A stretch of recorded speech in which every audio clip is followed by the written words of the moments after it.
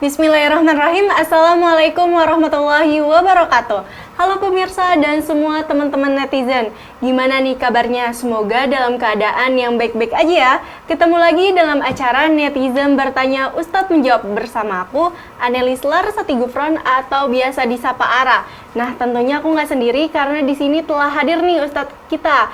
Namanya Ustadz Nasrullah atau biasa disapa Ustadz Nas. Halo Ustadz, Assalamualaikum. Halo Mbak, Waalaikumsalam warahmatullahi wabarakatuh. Gimana nih kabarnya Ustadz? Alhamdulillah baik, Mbak Ara bagaimana? Alhamdulillah baik.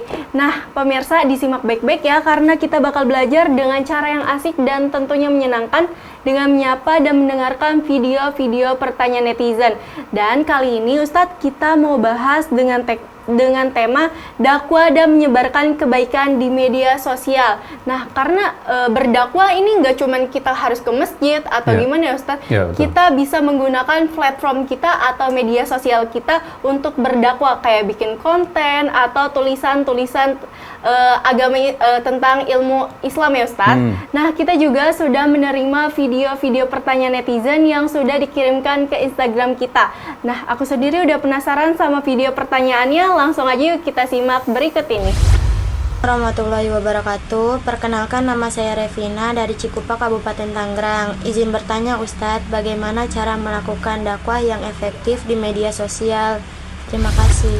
Itu dia video dari pertanyaan netizen Rafina Ustadz. Dia menanyakan gimana sih cara melakukan dakwah yang efektif di media sosial Ustadz? Baik, terima kasih atas pertanyaannya. Bismillah, walhamdulillah, wassalatu wassalamu ala rasulillah, la nabiyya ba'dah. Dakwah yang efektif tentu saja dakwah yang bisa menargetkan ya hati daripada mat'unya. Mat'u itu berarti audiensnya gitu kan. Jadi dakwah dari hati ke hati, artinya itu akan berdampaknya. Dan itu tentu saja tidak hanya di media sosial tetapi juga offline gitu ya, ruang nyata gitu ketika kita berada di forum yang dalam ruangan gitu ya, dalam ruangan gitu dan offline begitu.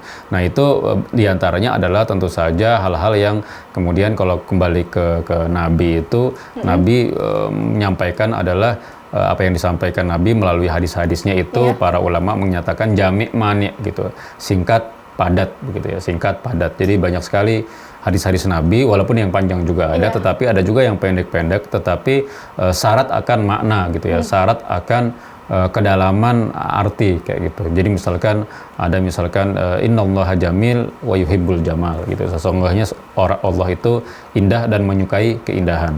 Nah, ini kan singkat gitu ya, tetapi padat gitu ya. Dia memuat makna-makna yang tidak hanya secara fisik belaka, tetapi keindahan itu juga disertai dengan keindahan hati gitu ya, keindahan batin kita begitu. Nah, itu diantaranya. Yang kedua, dakwah juga harus menargetkan audiens tertentu, harus di-profiling itu audiensnya gitu ya. Ketika di sosial media, kan sosial media juga sangat luas gitu. Artinya kita harus tahu segmennya seperti apa gitu ya.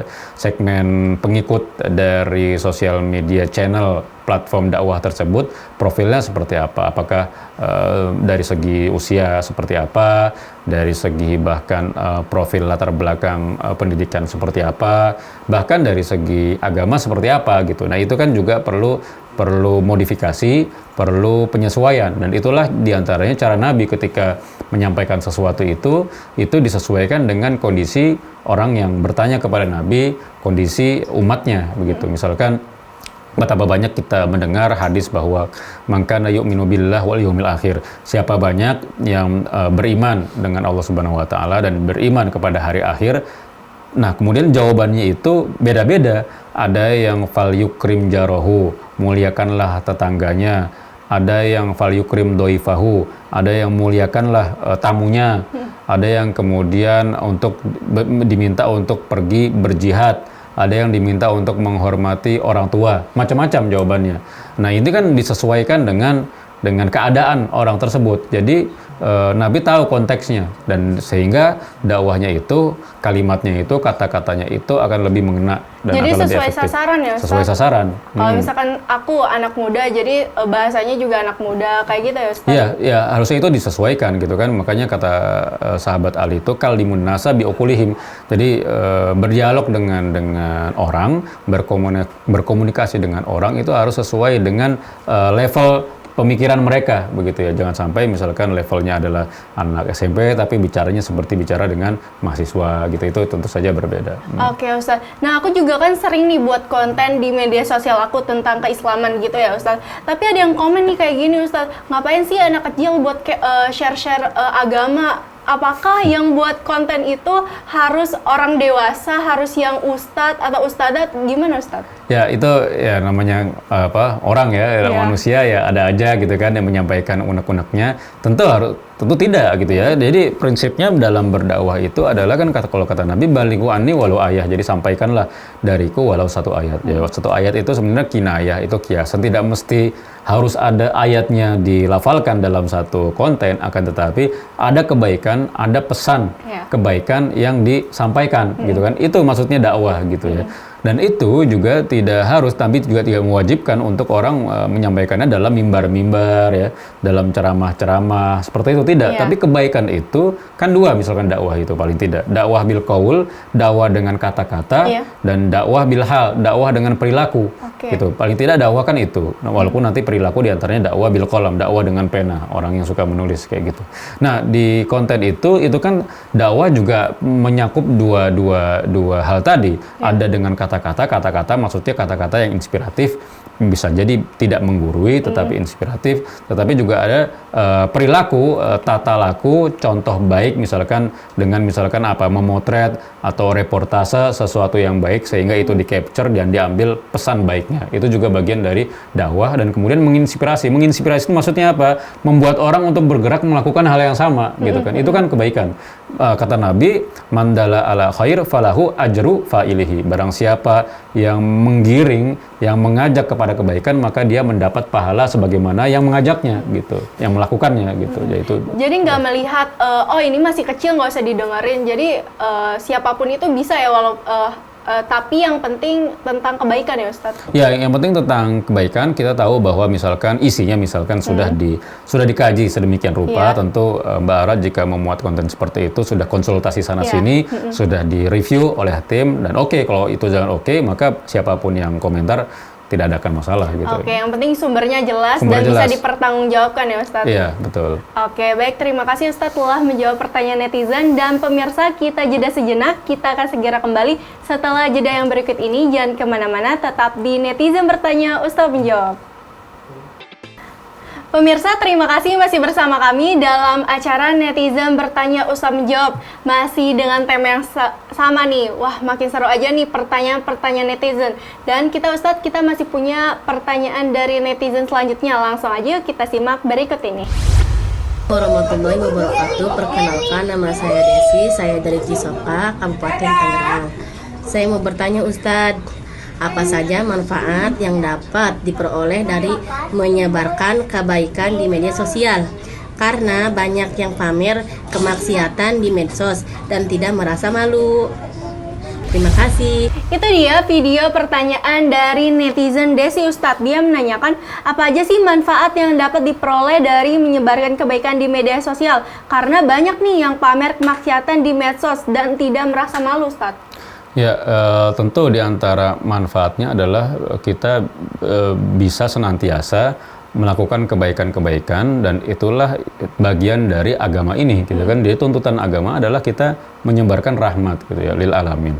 Nah, ketika kita sudah kemudian sukses atau kemudian berhasil atau kemudian berusaha untuk menebarkan kebaikan-kebaikan via medsos dengan menghadirkan konten-konten yang bermanfaat, maka manfaat yang sama pula, yang baik pula akan kembali ke diri kita gitu ya.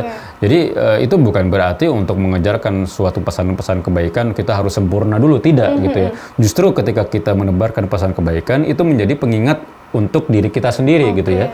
Kalau menunggu orang sempurna kemudian menyampaikan pesan kebaikan, maka tidak akan ada orang yang kemudian berdakwah gitu kan. Jadi kita harus pastikan bahwa sebenarnya orang-orang bahkan dai sekalipun ketika mereka mengajak kepada kebaikan, kita tidak bisa memastikan bahwa mereka orang yang suci gitu ya, orang yang sangat baik 100% gitu ya.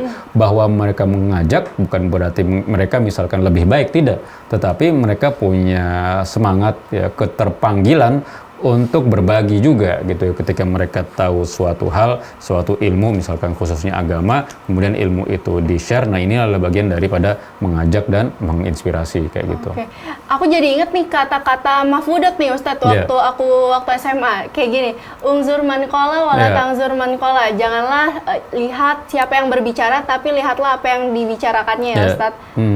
Ya itu penting dan sangat substantif ya, dan sangat tepat ya. Kalau tidak salah justru kata-kata itu, Mahfudat itu disandarkan atau diriwayatkan itu dari Ali, Sayyidina Ali radhiyallahu anhu begitu. Jadi maksudnya adalah ketika orang kadang melihat dulu gelar atau title atau posisi orang yang bicara, walaupun kemudian bicaranya itu ya tergantung juga gitu kan. Kadang anak kecil bicara baik juga bisa gitu. Anak kecil bicara penuh dengan hikmah, penuh dengan pesan moral yang padat gitu, itu juga bisa kita dapatkan dari seorang anak kecil, dari seorang anak SMP, bahkan kayak gitu kan, tidak melulu dari seorang profesor gitu.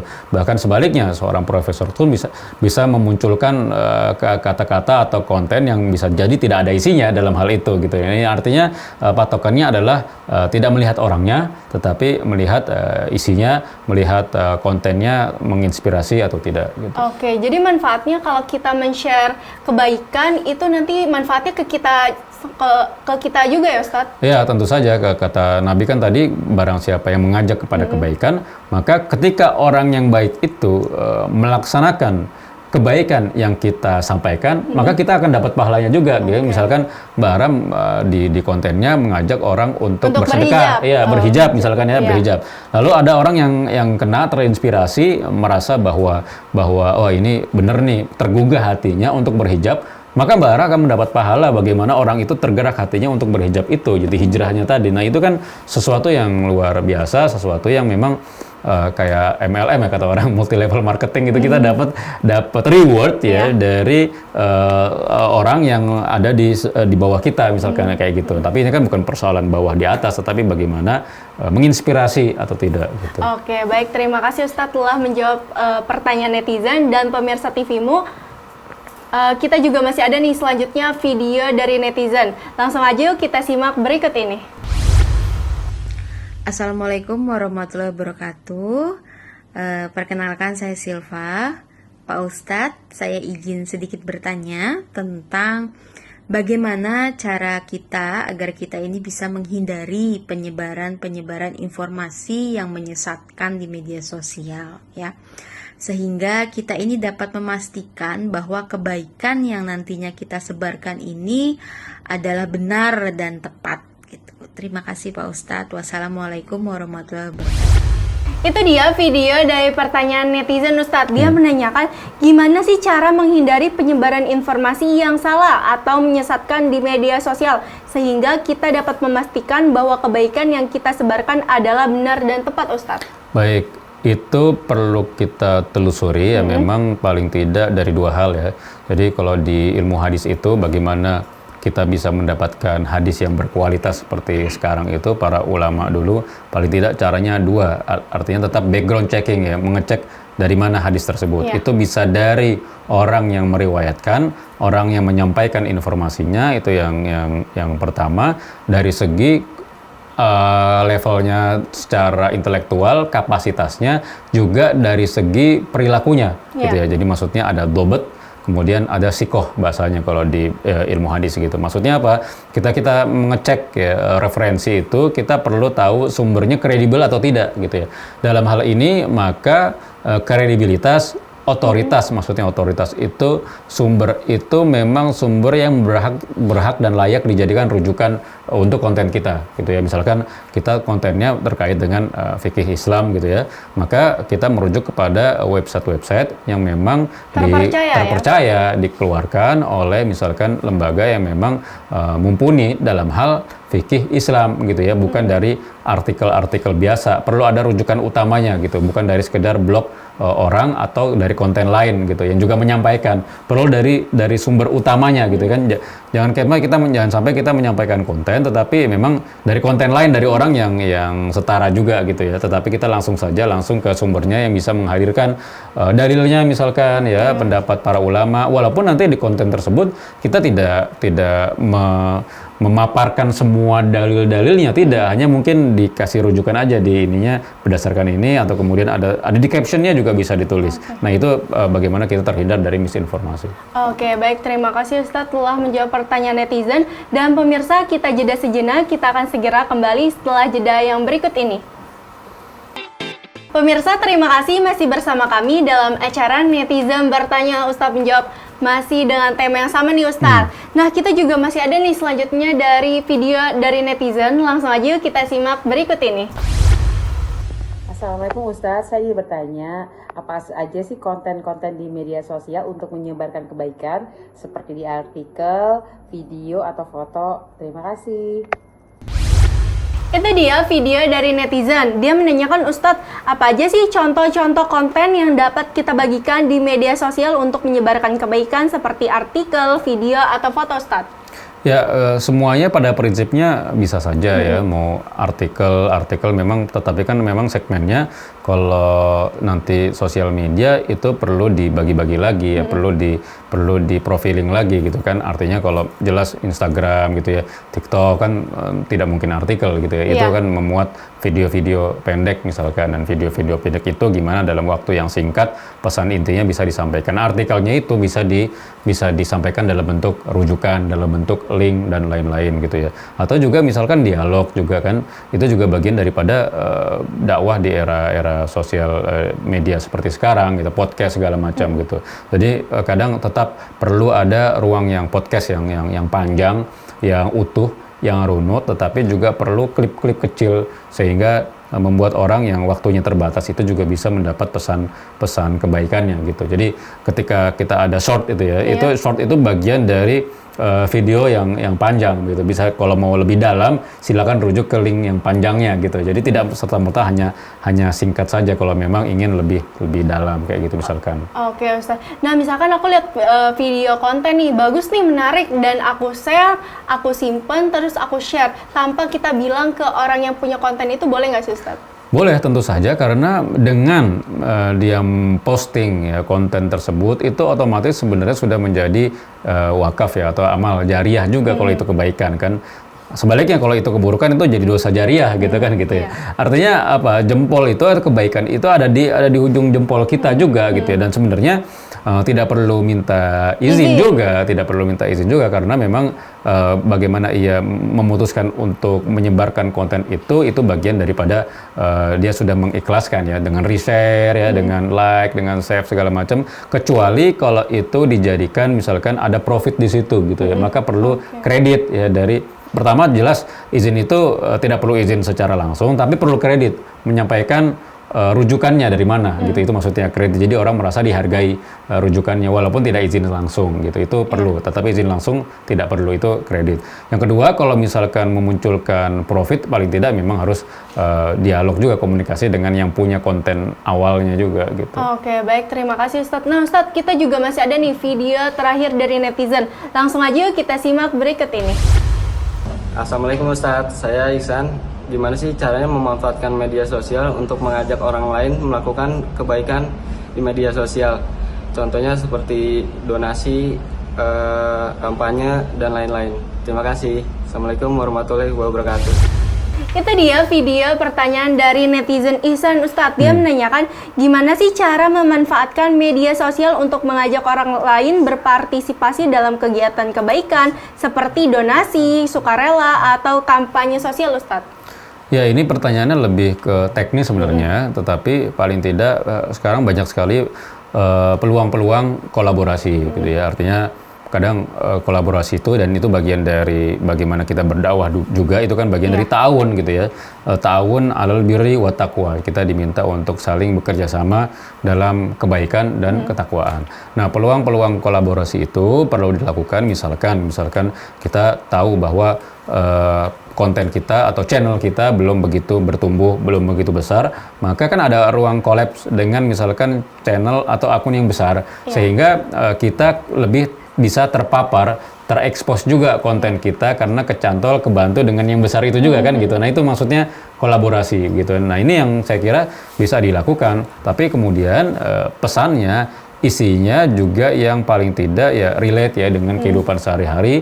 Jika misalkan itu terkait dengan kehidupan anak muda, ya itu bisa dikondisikan, disesuaikan bagaimana itu menjadi nyambung ya, dan orang anak muda yang nonton itu merasa itu juga oh ini penting nih karena sangat nyambung dengan kehidupan sehari-hari. Oke, baik Ustadz, terima kasih nih udah menjawab dan sharing tentang pertanyaan-pertanyaan netizen. Boleh Ustadz terakhir pesan kepada pemirsa TV-mu tentang tema kita kali ini, Ustadz? Baik, terima kasih atas kesempatannya pemirsa TV-mu yang dimuliakan Allah Subhanahu wa taala. Berdakwah pada intinya adalah bagaimana kita bisa mengajak, kita bisa mengundang sebanyak mungkin orang, sebanyak mungkin kolega kita kepada kebaikan. Dan dalam berdakwah itu tentu saja kita tidak perlu menunggu menjadi orang yang paling banyak ilmunya, menjadi orang yang paling 100% baik, tetapi dakwah adalah perintah yang perlu disegerakan juga apapun misalkan kondisinya. Jadi selama kita punya ilmu, selama kita punya informasi, selama itu pula kita dituntut untuk bisa mengajak, walaupun itu sekedar bagaimana kita bisa mengajak pada pesan baik yang simple, dan itu bisa dilakukan melalui berbagai macam media, tidak melulu berdakwah di atas mimbar, khutbah, ceramah dan macam-macam, tidak melulu untuk menjadi misalkan mengisi kajian tetapi bisa dilakukan dengan banyak hal, bisa dengan perilaku yang baik, bisa dengan tata krama yang baik, bisa dengan tutur kata yang baik, juga bisa dengan bagaimana kita membuat konten di sosial media dengan pesan-pesan yang positif. Saya kira itu. Oke, baik, terima kasih banyak Ustadz Nas yang udah sharing ilmunya kepada kita semua, dan terima kasih banyak kepada pemirsa TV-mu yang telah menyaksikan Netizen Bertanya Ustadz Menjawab dari awal sampai akhir. Dan izinkan aku, Anelis Larasati Gufron dan Ustadz Nasrullah dan seluruh kerabat yang bertugas undur diri. Syukran semua. Assalamualaikum warahmatullahi wabarakatuh. Waalaikumsalam warahmatullahi wabarakatuh.